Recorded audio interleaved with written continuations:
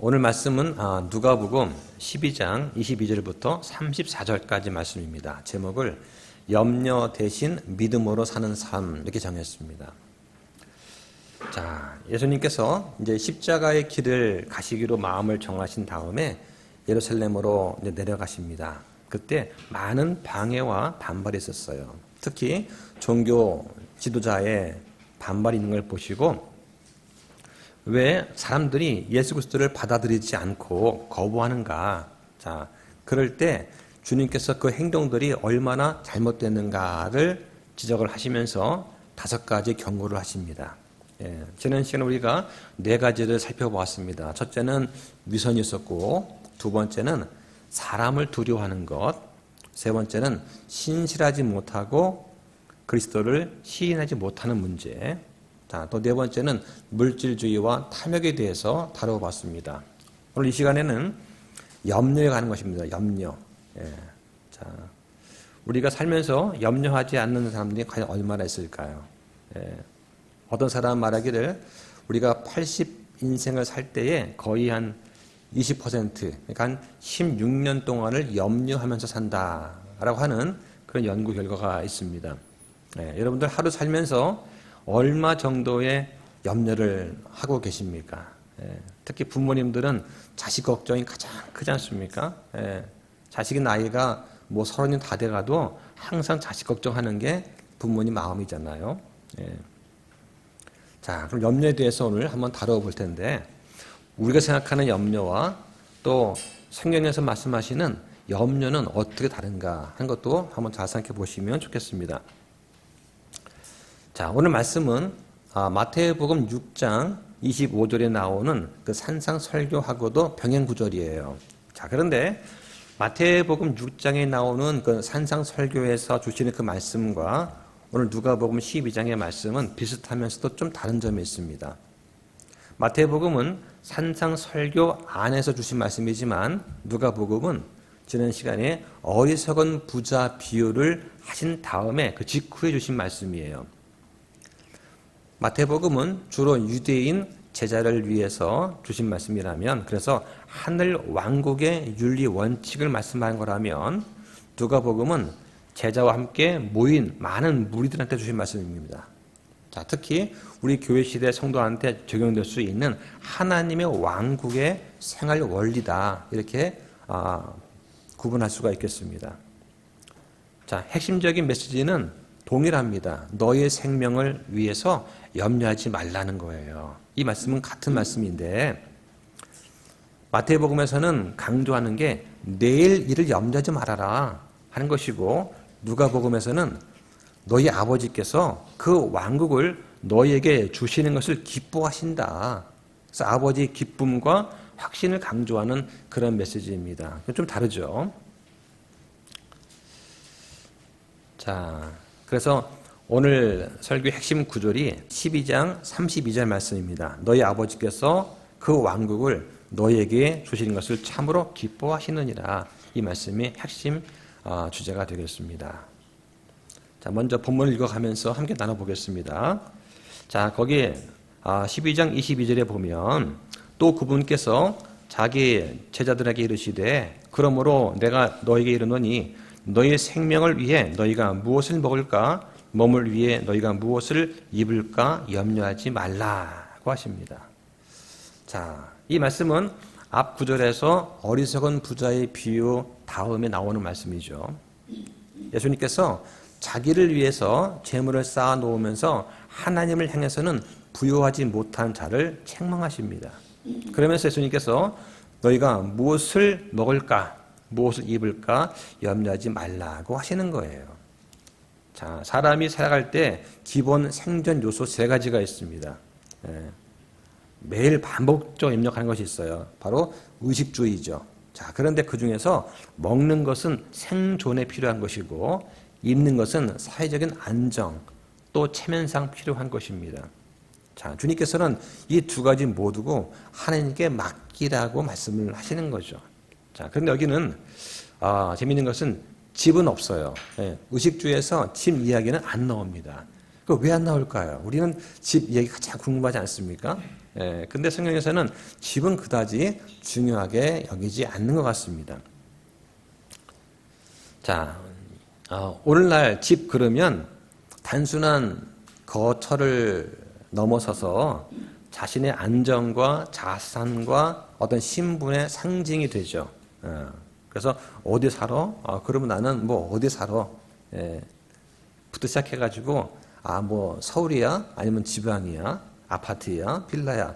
따라서 달라지지 않습니까? 예, 그래서 꼬마 아이들이 학교 갔다 와서 이제 엄마 아빠한테 묻는 거예요. 아빠, 우리 집 몇 평이야? 내 친구 누구는 50평이래. 우리 몇 평이야? 우리 몇 평이다. 그러면 어느 집이 더 큰 거야? 묻는 거죠. 예, 친구들이 이제 그 평수 가지고 서로 편을 가리거나 어울려요. 예, 예전에는 아빠 차가 무슨 종류인가 따라서 모임이 달랐다고 하더라고요. 예, 그래서 이쪽에는 아빠 차가 외제차 모임, 여기는 이제 그랜저 모임, 뭐 그 이하 차 이렇게 해가지고 어울릴 때 아빠 차 따라서 이제 편이 갈라지는 그런 이야기도 예전에 있었습니다. 자, 그런데 현대인들은 무엇을 먹을까 보다는 어디에 살까를 더 걱정합니다. 아마 한국 특유의 어떤 체면 문화 또는 보여주기식 그러한 소비 문화가 아닐까 생각이 되는데요. 그러다 보니까 한 20년 전에는 카푸어란 말이 처음 등장했습니다. 제가 찾아보니까 카푸어란 말이 등장한 게 한 20년 전쯤 되더라고요. 그러니까 집은 전세인데 차는 외제차를 모는 거예요. 그걸 카푸어라고 하더라고요. 자, 그런데 예수님 당시 1세기죠. 그때 유대세는 어땠느냐? 집이라고 하는 것이 지금처럼 소유의 개념이 아니라 그냥 거처의 개념이었습니다. 대부분 사람들이 자기가 땅이 있었어요. 그러니까 조상 대대로 물려받는 그런 각 지파별로 땅이 있었죠. 그 땅에다가 그냥 흙 벽돌이나 돌로 된 간단한 집을 짓고 사는 것입니다. 그러니까 뭐 그 집이 그 집이에요. 어느 집이나 다 비슷비슷했습니다. 거기다가 유대인들이 유랑민적인 특성이 있기 때문에 천막이라든가 어떤 초고 형태로 집을 짓고 살았던 것이죠. 그리고 이제 도시에 살고 있는 어떤 빈민층들은 친척이나 자기를 고용한 고용주의 집에 함께 거하는 경우도 흔했습니다. 자, 그러다가 이제 로마 시대가 되면서 그 로마 제국의 그 세금 구조상 집을 사거나 유지하는 것이 그렇게 재정적으로 큰 어려움은 없었던 그런 시대였습니다.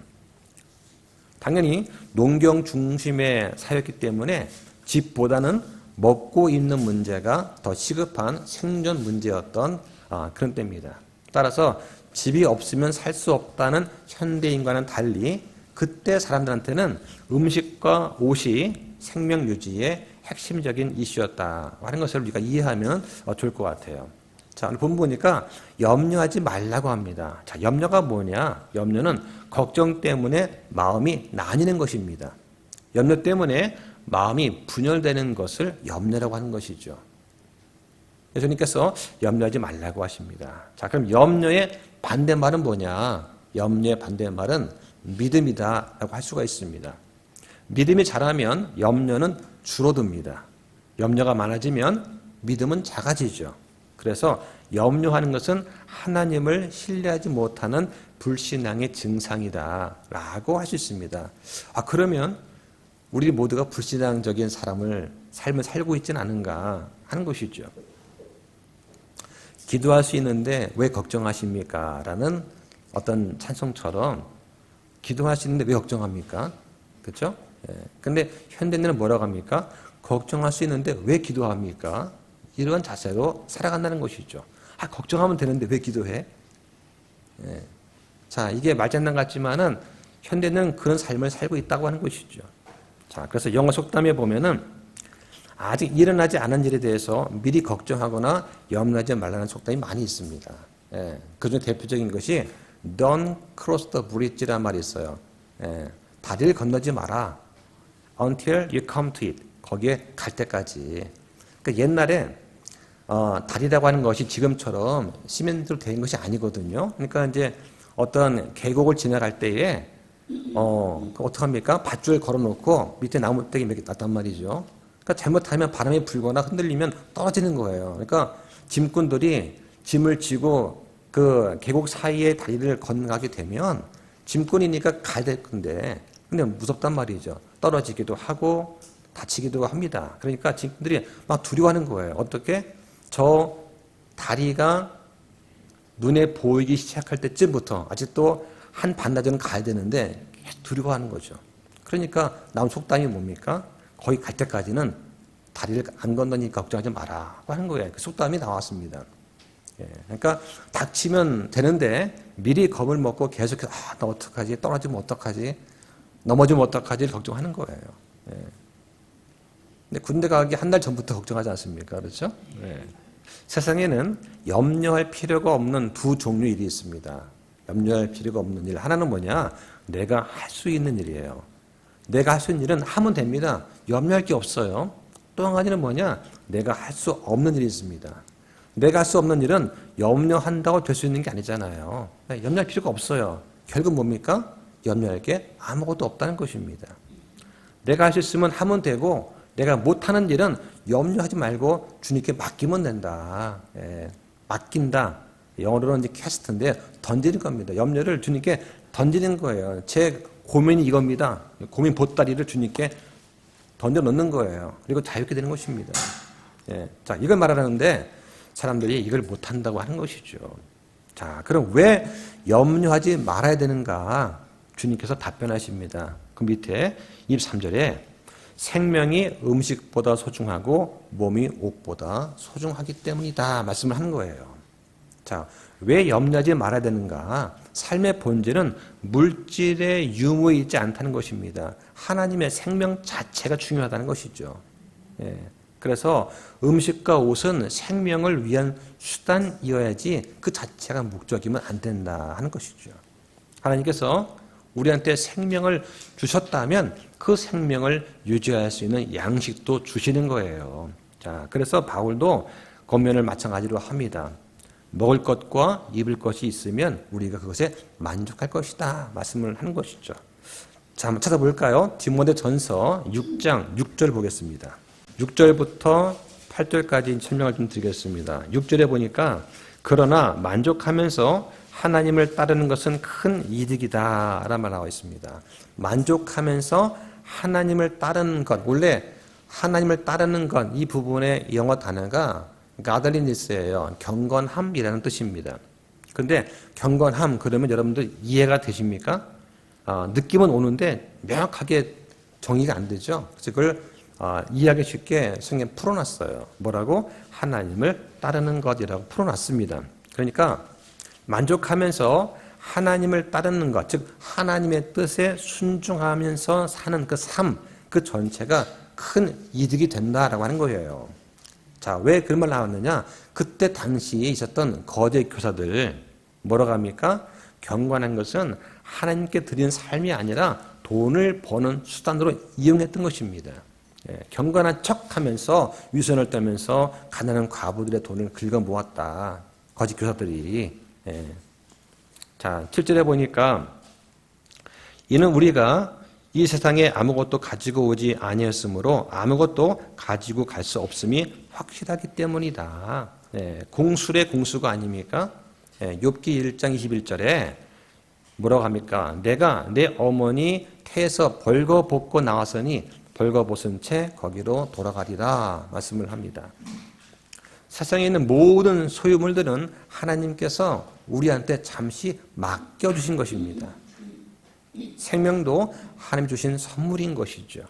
자, 그러면 하나님의 자녀는 기본적인 공급만으로 만족해야 되는가 하는 질문이 생겨날 수가 있습니다.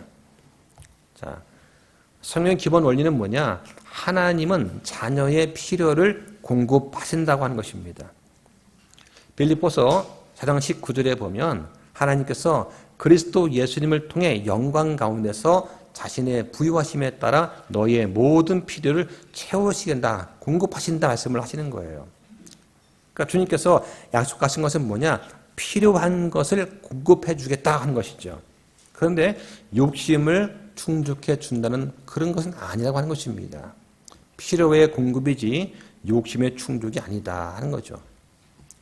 먹을 것과 입을 것은 기본적인 생존의 범주입니다. 그런데 이 말씀이 그렇다면 그 이상은 먹을 것과 있는 거 있으면 그 이상 바라면 안 된다 그런 뜻이냐? 그건 아니라고 하는 거예요.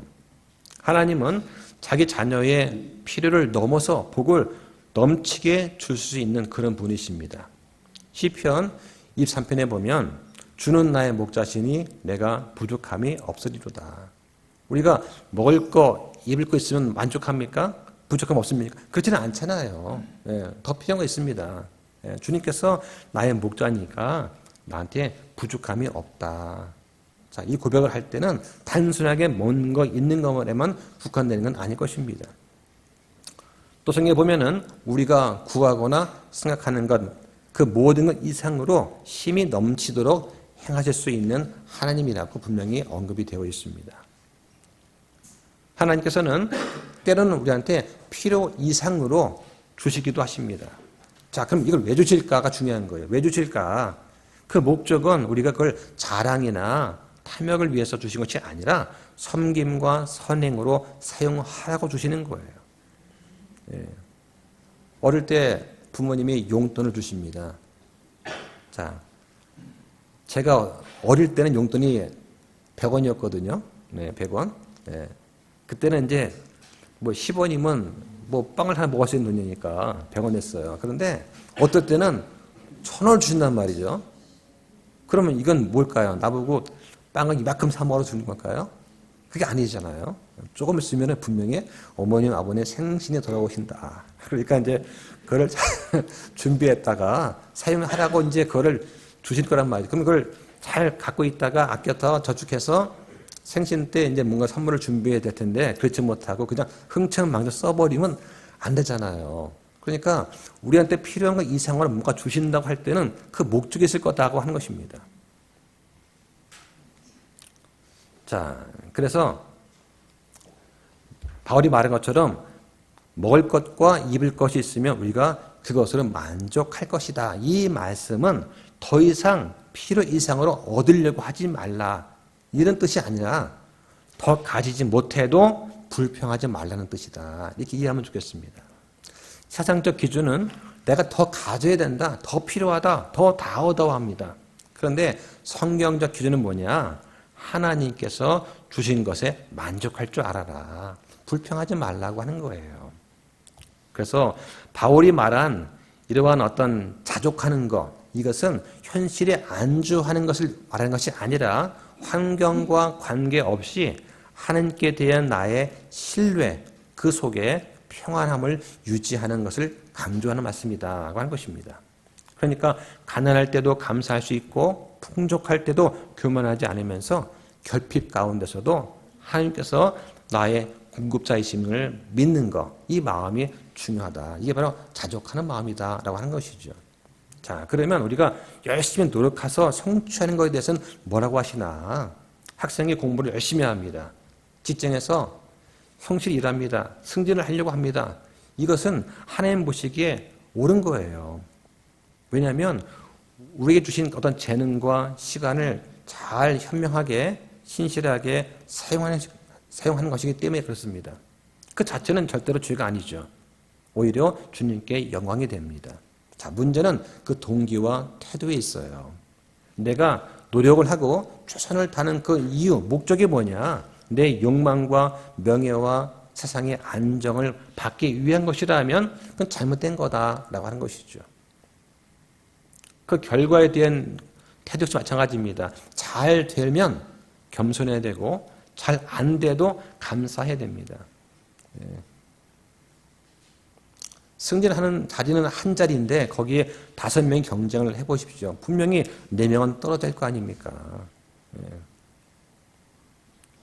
되면은 겸손하게 감사하면 되고 거기 안 되면 불평하지 말아야 되는 거예요. 근데 잘 되면 교만하고 안 되면 불평한다면 이건 잘못된 태도다 하는 것이죠. 자, 며칠 전에 이제 수능이 끝났습니다. 학생들이 자기가 갖고 있는 어떤 시간과 재능과 기회를 최선으로 활용을 해서 그래서 주님께 영광을 돌린다면 그건 자족함 안에서 노력한 거예요. 그런데 어떤 학생들은 이제 그렇지 못한 경우가 있습니다. 그러면 학생들이 만약에 재수를 하고 삼수를 하는 건 어떻습니까? 역시 내가 좋은 대학을 가기 위해서 재수, 삼수를 한다든가 이것도 마찬가지입니다. 동기가 뭐냐가 중요해요. 동기가. 다시 도전을 해가지고 내가 내 영광이나 내 성공, 내 성취 이것이 목적이 아니라 주님께 더 크게 쓰임 받고자 하는 마음으로 공부를 한다면 이건 바람직한 것입니다. 내 계획이 있는데 주님께 영광 돌리기 위해서 내가 꼭 이번에 변호사 시험 합격해야 됩니다. 그래서 변호사 시험 붙기 위해서 여러 번 떨어져 준비한다. 이거 괜찮은 거예요. 해가지고 내가 주님께 영광 돌리겠다. 그런데 문제가 뭐냐? 내가 남보다 더 잘나야 된다. 또는 부모나 친구한테 인정받기 위해서라면 그건 이미 자족하는 범위를 벗어난 것입니다. 그것은 세상적인 욕망이죠. 그런 마음은 결국 불만족과 비교의식과 시기와 불안을 가져올 뿐이다. 자, 그래서 하나님의 자녀가 누릴 수 있는 복의 차원이 세 단계가 있습니다. 자, 첫 번째는 기본적인 단계가 있어요. 이것은 생존에 필요한 의식주를 받는 것입니다. 이것은 믿는 자나 믿지 않는 자나 공통으로 주시는 겁니다. 공통으로. 자, 그 다음에 풍성한 그런 공급의 단계가 있어요. 이것은 믿는 자한테 주실 때는 선을 행하고 나누기 위해서 주시는 것입니다. 내가 남보다 더 많이 가졌으면 가진 걸 가지고 성도를 섬기고 교회를 세우라고 주시는 것이죠. 자, 그런데 안 믿는 자는 어떻습니까? 자기의 유익만 추구하는 것입니다. 자, 세 번째 단계는 영원한 보상의 단계가 있습니다. 믿는 사람들은 이 영원한 보상이 뭐냐? 하늘에 쌓는 보물 같은 거예요. 이것은 믿는 사람한테만 주시는 그런 보상입니다. 믿지 않는 사람은 영원한 형벌만이 기다리고 있는 것이죠. 자, 그래서 우리 그리스도인들은 기본적으로 주시는 그런 공급에 감사하고 만족할 수 있어야 됩니다. 그런데 풍성함을 주셨을 때는 이거를 자기의 유익이 아니라 주님의 영광을 위해서 쓸 수 있어야 된다라고 하는 것이죠. 그것이 우리한테 풍성함을 주시는 목적이다 하는 것을 우리는 기억을 해야 됩니다. 자, 우리가 좀 주의해야 될 것이 있습니다. 뭐냐면 극단이 있어요. 뭐든지 지나치면 안 되는데 하나는 탐욕주의가 있고 하나는 금욕주의가 있습니다. 하나님께서 주신 것보다 내가 더 많이 가지려고 하는 그런 탐욕주의, 그러면 위험하죠. 결국 돈이 믿음을 지배하게 됩니다. 자, 그 다음에 금욕주의는 뭐냐? 하나님께서 주시려고 하는 그 복조차 거부하려는 그런 태도가 있습니다. 나는 보상 같은 건 안 바랍니다, 하나님. 그냥 구원만 받으면 돼요. 이건 교만한 것이죠. 왜냐하면 하나님의 은혜를 불신하기 때문에 그렇습니다.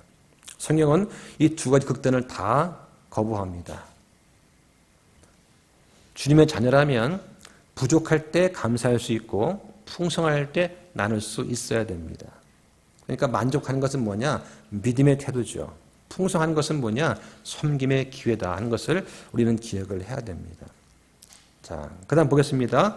24절에 보니까 까마귀들 깊이 생각해 보라. 그것들은 씨 뿌리지도 아니하고 거두지도 아니하며 창고나 곡간도 갖고 있지 아니하지만 하나님께서 그것들을 먹이시나니 너희는 그 날짐승보다 얼마나 더 나으냐. 자, 예수님께서 지금 까마귀를 비유를 드시는 것이죠. 자, 마태복음에 보면 공중의 새를 언급을 하십니다. 그런데 누가복음에서는 그 새 중에서 구체적으로 까마귀를 또 언급을 하세요. 까마귀가 어떤 새냐? 율법적으로 부정한 새로 간주가 되는 그런 새입니다. 그런데 하나님께서 그 까마귀를 먹이신다는 거예요. 그러니까 하나님께서 부정한 새도 먹이신다면 그분의 자녀들은 얼마나 더욱 잘 돌보시겠느냐. 그건 당연한 거 아닌가 하는 그러한 예수님의 말씀인 것이죠. 자, 그 다음에 백합화 이야기가 또 나옵니다. 27절에 백합들이 어떻게 자랐는지 그것들을 깊이 생각해 보라. 그것들은 수고도 아니하고 실을 찾지도 아니하느니라. 그러나 내가 너에게 이르노니 자기의 모든 영광 가운데 있던 솔로몬도 이것들 중 하나와 같이 차려입지 못하였느니라. 백합은 수고하지 않아도 솔로몬의 옷보다 아름답습니다. 예. 요즘에 가을 길거리 한번 다 걸어 보십시오. 단풍이 너무 아름답지 않습니까? 예. 하나님의 작품이잖아요. 예. 그것이 솔로몬의 옷보다 훨씬 더 아름다울 것입니다. 다시 말하면 하나님께서 자연의 창조물을 돌보신다는 증거가 되죠. 예. 성경은 여성을 꽃에 많이 비유를 합니다. 예. 그래서 성경은 뭐라고 하느냐? 여자 성도한테 화려한 겉모습보다는 온유하고 조용한 영에 감추어진 사람으로 단장하는 것이 더 중요하다라고 성경 말씀을 하는 것을 볼 수가 있는 것이죠. 자, 그 다음 보겠습니다. 28절에 그런즉 오늘 들에 있다가 내일 아궁이에 던져지는 풀도 하나님께서 이렇게 입히시거든 오 너희 믿음이 적은 자들아 너희는 얼마나 더 잘 입히시겠느냐. 자, 풀은 잠시 있다가 사라지는 인생을 비유할 때 사용되는 그런 단어죠. 특히 들풀이 나옵니다. 들풀은 하나님을 믿지 않는 불신자를 상징합니다. 그런 들풀도 하나님은 먹이고 입히신다. 이게 일반 은총인 것이죠. 예. 하나님은 악인과 선인한테 동등하게 해를 비추십니다. 의로운 자와 불의한 자에게 동일하게 비를 내려주시는 거죠. 그래서 하나님의 선하심은 사람들을 회개로 인도하기 위한 증거다. 이렇게 중요한 말씀을 하는 것이죠. 그러니까 불신자도 돌보시는 하나님이시라면 그분의 자녀들을 당연히 돌보지 않겠는가라고 하는 그런 논리가 되겠습니다. 자, 그 다음에 또 보겠습니다. 25절 볼게요. 25절에 보면 또 너희 중에 누가 염려함으로 자기 키에 1규빗을 더할 수 있느냐. 그런 너희의 가장 작은 그 일도 할 수 없으면서 어째서 나머지 일들을 염려하느냐. 자, 이거는 이제 우리한테 주시는 말씀이 되겠죠. 키를 1규빗이라도 더 할 수 있느냐. 이 표현은 두 가지 의미가 있습니다. 하나는 실제 키를 말하는 것입니다. 규빗은 얼마냐? 이 팔꿈치에부터 손끝까지, 요 끝까지, 여기까지입니다. 그러면 이게 사람에 따라서 40cm에서 50cm 정도 되겠죠. 그래서 평균 45cm 정도를 1규빗이라고 보통 계산을 합니다. 사람이 아무리 염려한다고 해도 자기 키를 1규빗 이만큼 올린다는 건 거의 불가능하죠. 그렇죠? 예. 또 한 가지는 뭐냐? 인생의 길이, 수명을 말합니다. 그래서 2규빗 더한다 이 말은 수명을 조금이라도 연장시킨다는 그런 의미로 이해할 수도 있습니다. 자, 그럼 왜 염려가 문제가 될까? 자, 염려가 문제되는 이유는 뭐냐? 첫 번째는 염려는 무력합니다. 아무리 걱정해도 키 1규빗 수명을 하루도 연장할 수가 없습니다. 예. 물론 병원에서 숨 넘어갈 만 하면은 양 주사 넣어가지고 수명 연장시킬 수 있죠. 그건 사는 게 아니지 않습니까? 예. 예. 건강하게 사는 걸 말하는 것이지 병원에서 숨 넘어갈 때 주사 놓고 이거 말하는 건 아니다. 자, 그래서 염려는 사람의 한계를 인정하지 않으려는 그런 불신앙의 결과입니다. 자, 키를 크게 한다. 어떻습니까? 어떻게 하면 키가 커질까요? 예. 키 큰 배우자를 얻거나 아니면은 어릴 때 잘 먹이면 됩니다. 예. 저하고 집사람이 키가 전 아들만 팬인데 우리 두 아들은 키가 다 180 넘어요. 예. 남들이 보면은 그거 어떻게 했냐 묻더라고요. 예. 자, 그런데 의학적으로 수술을 해서 키를 크게 하는 방법이 있죠. 예. 다리뼈를 절단을 해서 하루에 1mm씩 이게 늘립니다. 예. 그래서 거기에 뼈만 절단한 상태에서 의학적으로 이렇게 장치를 달면 하루에 1mm 늘리는 거예요. 조금씩. 그래서 50일 동안 해가지고 5cm를 키웁니다. 그 들어가는 시간과 비용을 볼 때 엄청나죠. 보통 한 1년 걸려요. 1년 동안 침대에 누웠어야 됩니다. 그리고 비용도 1억에서 2억 원 정도가 소모가 됩니다. 합병증이 있어요. 합병증 치료 만만치 않습니다. 그동안에 침대에서 누워 지내면 되니까 근손실도 상당하죠. 예. 자, 사람 보기에는 정말 엄청난 수고입니다. 예. 그런데 하나님 보시기엔 이게 가장 작다는 거예요. 예. 5cm가 아니라 50cm를 늘 수 있다는 것입니다. 하나님께서는요. 그렇죠? 순식간에 그것도. 하나님이라면 통제가 할 수 있는 그런 작은 일조차 우리가 할 수 없다면 왜 우리는 모든 일을 내가 통제하려고 하느냐. 자, 이런 질문을 좀 하시는 거예요. 자, 두 번째로 염려가 왜 문제되느냐. 염려는 이방인의 습관입니다. 자, 오늘 본문의 30절에 이 모든 것들은 세상 민족들이 구하는 것이니 라고 합니다. 사람들은 미래를 불안 속에 살아갑니다. 그런데 그리스도인들은 하늘의 보장을 받은 사람들이죠. 사람들의 아버지는 세상의 신, 마귀입니다. 하지만 우리 그리스도인들의 아버지는 하늘에 계시죠. 그래서 유명한 그런 이제 예화가 있는데요. 영국의 설교자였던 조지 물러가 있습니다. 조지 물러가 고아들 2,000명을 돌보았습니다. 그런데 그의 책에서는 뭐라고 하느냐, 자신은 단 한 번도 돈 걱정을 한 적이 없다고 고백을 합니다. 정말 그랬을까? 저는 의심부터 들어요. 당장 우리 아이들 2,000명을 먹여야 되는데 쌀에 떨어진 거예요.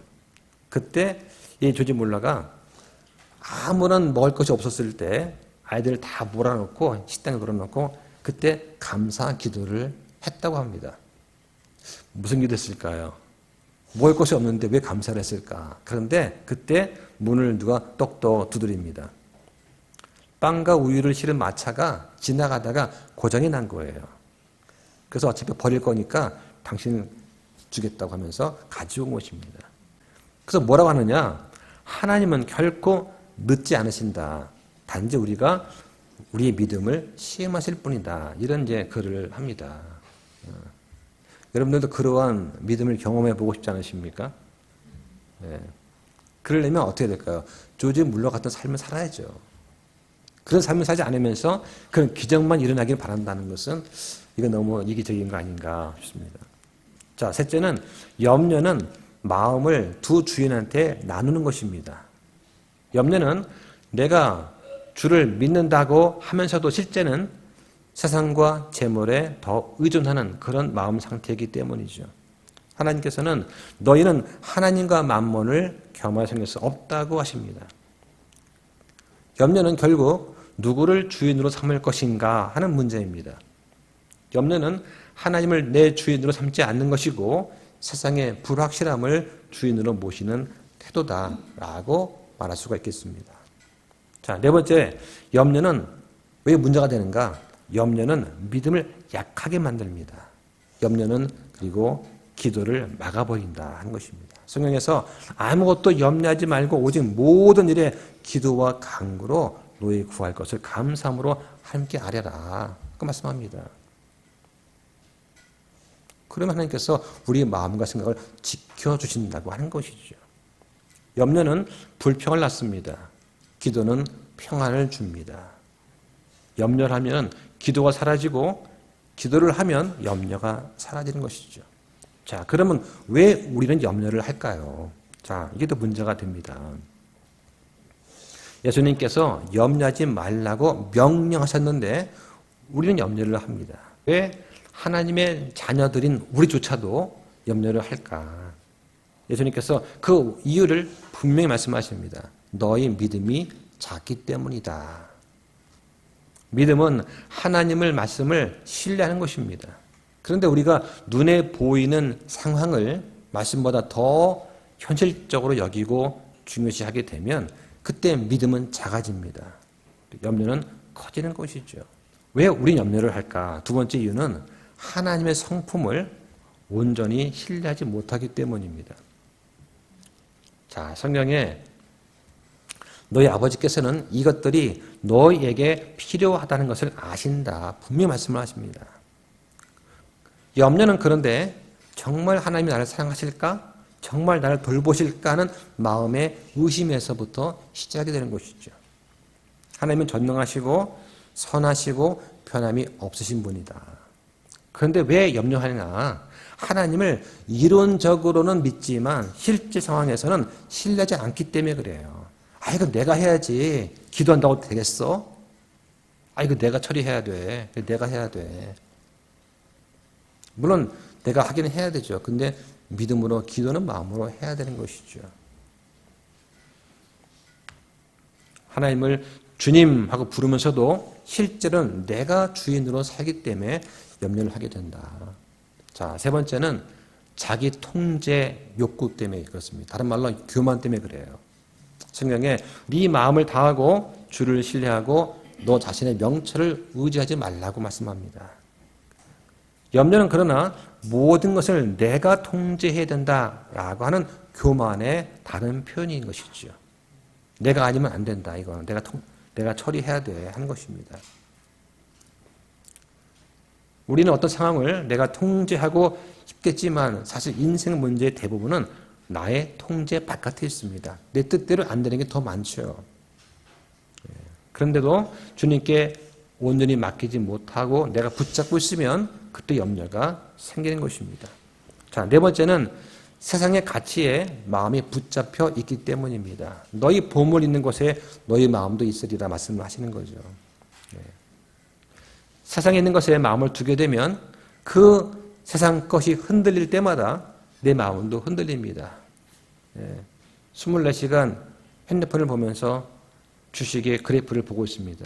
올라갑니다. 그러면 내 마음은 들떠요. 할렐루야 하다가 갑자기 폭락합니다. 그러면은 주여. 롤러코스터를 매번 타는 것이죠. 다섯 번째는 말씀을 그 마음에 두지 않기 때문에 그렇습니다. 예수님께서 씨 뿌리는 자의 비유에서 염려를 말씀의 성장을 가로막는 가시나무의 비유를 하셨습니다. 그러니까 말씀으로 우리 마음에 채워지지 않으면 세상의 염려가 들어와서 그 자리를 차지한다고 하는 거예요. 성경은 너희 염려를 다 그분께 맡기라. 그분께서 너희를 돌보신다고 말씀을 하십니다. 이 약속을 믿는다면 우리는 염려 대신에 맡김과 평안이 있어야 됩니다. 자, 여섯 번째는 미래를 내가 책임지려고 하기 때문이죠. 성경은 내일을 염려하지 말라고 합니다. 내일은 내일이 염려한다. 그 말씀을 하는 것이죠. 하나님은 오직 오늘의 은혜만을 주십니다. 내일의 은혜는 내일 주시는 거예요. 그러니까 매일매일 은혜를 주신다고 하는 것이죠. 하나님께서 내일을 맡고 계신데 내가 오늘 그것을 붙잡으려고 하니까 염려가 되는 것입니다. 기다리면 내일이 되면 은혜를 주실 텐데 내일 것까지 값을 신청을 해가지고 미리 당기려니까 안 되는 거예요. 하나님 결코 내일의 공급을 오늘 주시지 않는다 하는 것입니다. 자, 그 다음 문장 보겠습니다. 30절 볼까요? 이 모든 것은 세상 민족들이 구하나니 너희 아버지께서는 이것들이 너에게 필요하다는 걸 아시느니라. 여기서 말하는 세상 민족이 누구냐? 바로 이방인입니다. 이방인들, 이교도들을 말한 것입니다. 자, 예수님께서는 너희 아버지라고 하시면서 유대 민족한테 말씀을 하십니다. 이때 청중이 누구냐?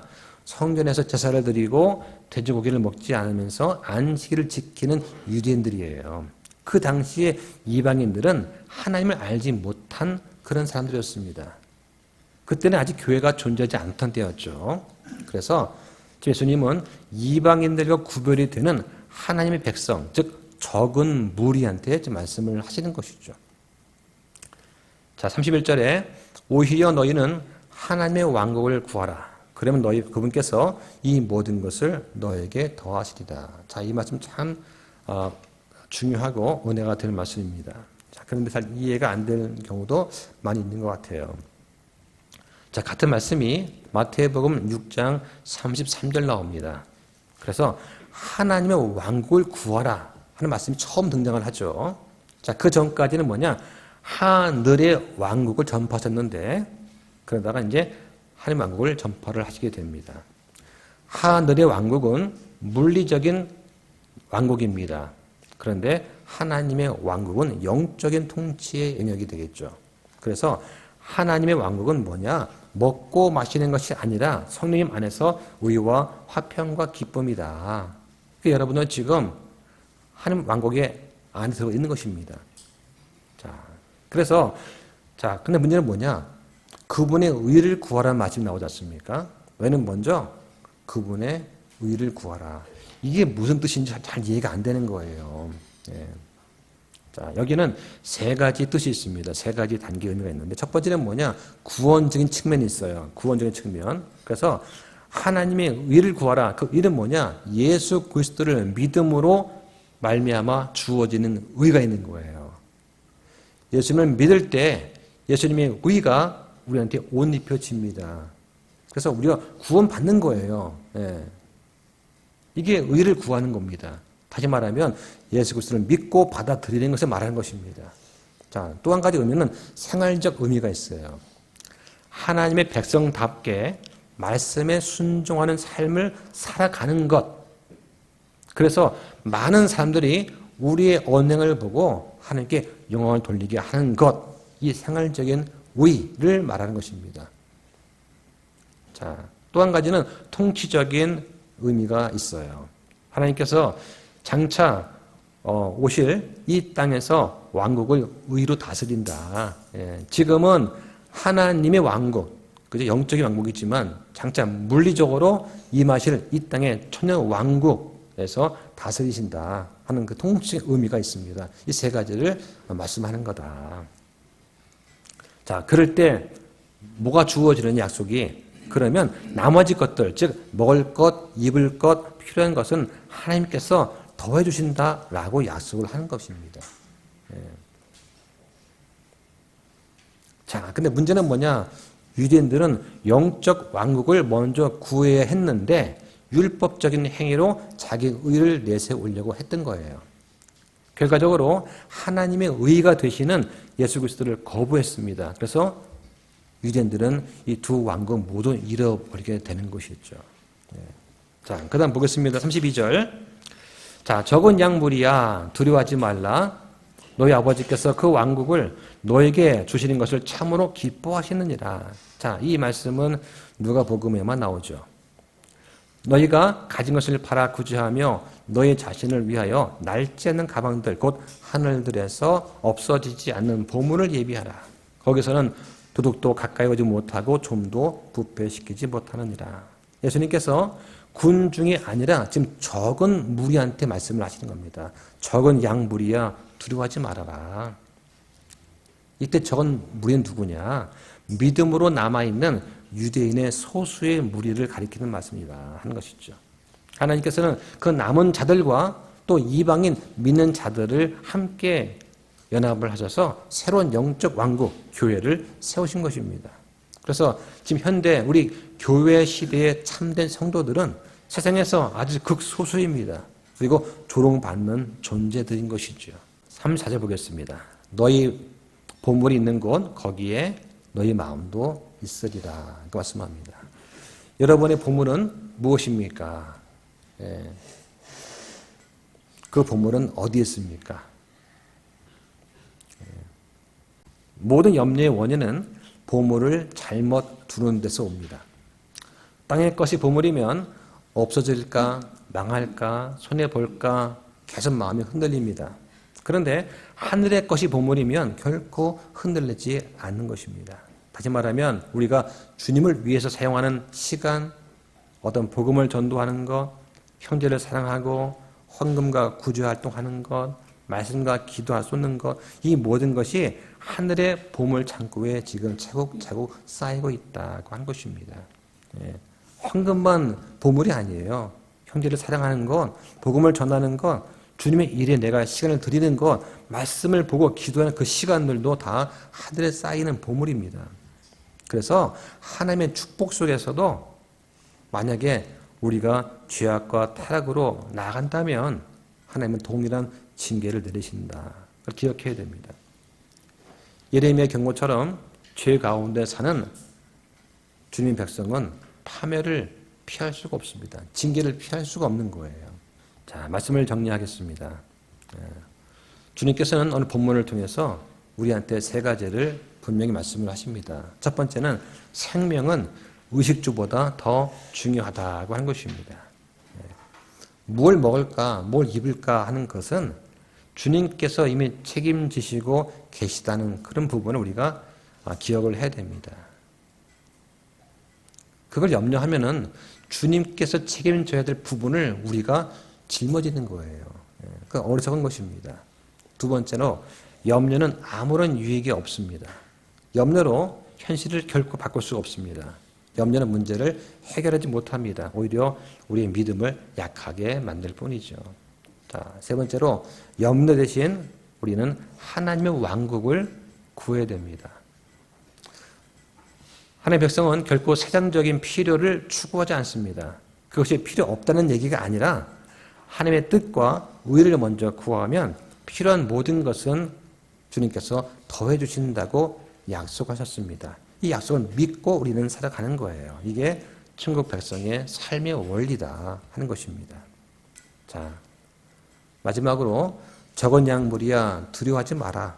너희 아버지께서 그 왕국을 너에게 주시는 것을 참으로 기뻐하신다고 분명히 말씀을 하십니다. 염려는 마귀가 주는 속삭임입니다. 하지만 화평은 아버지께로부터 옵니다.